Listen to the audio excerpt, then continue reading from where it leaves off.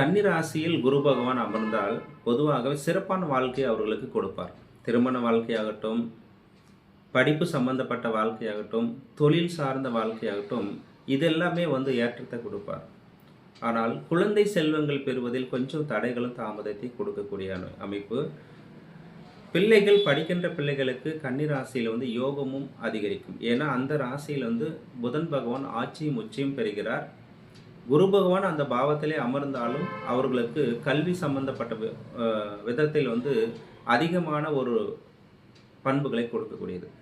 ஆனால் படிக்கின்ற இடத்துல ஆகட்டும், தொழில் செய்யக்கூடிய இடத்துல ஆகட்டும், வேலை சார்ந்த இடத்துல ஆகட்டும், அவர்களுக்கு ஏதாவது ஒரு ரூபத்தில் பிரச்சனைகள் மற்றொரு இடத்தை வர இருக்கும். ஏன்னா காலபுருஷத்துக்கு 6ஆம் இடம் என்பது வம்பு வழக்கு பிரச்சனைகளை கொடுக்கக்கூடியது.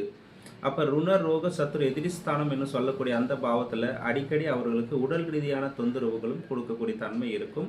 வேலை சார்ந்த விஷயத்திலையோ படிப்பு சார்ந்த விஷயங்கள்லையோ அவர்களுக்கு ஏதாவது ஒரு வகையில் சின்ன பிரச்சனைகள் இருந்துகிட்டே இருக்கும். அப்போ இதை அறிஞ்சு நம்ம அதற்குண்டான இறை வழிபாடு எடுத்துக்கொண்டால் அதற்குண்டான பாவ அமைப்பு நமக்கு நிவர்த்தி கொடுக்கும். அப்போ யோகமும் செல்வமும் இருக்கக்கூடிய அந்த கன்னிமனையில் குரு பகவான் அமர்ந்து யோகத்தையும் கொடுக்கிறார், சில இடத்துங்களில் பாதகத்தையும் கொடுக்கிறார். அப்போ நம்ம ஜாதகத்தை முழுமையாக ஆய்வு செய்து கொள்வது ரொம்ப ரொம்ப நல்லது. அந்த கன்னிமனையில் புதன் பகவான் அமர்ந்தால் புத்திர தோஷத்தை ஏற்படுத்துவார். அதற்குண்டான இறை வழிபாடு, பரிகார வழிபாடு இல்லை தெய்வ அனுகூலம் பெறுவது ரொம்ப நல்லது. கன்னிராசிக்காரர்கள் பொதுவாகவே எந்த முயற்சி எடுத்தாலும் அவர்களுடைய குலதெய்வத்தை மனசார நினைச்சிட்டோ இல்லை குலதெய்வத்துக்கிட்ட போயிட்டு வந்துட்டோ ஒரு முயற்சி எடுத்தால் வேலை சார்ந்த விஷயங்களோ தொழில் சார்ந்த விஷயங்களோ வெற்றி கொடுக்கும்.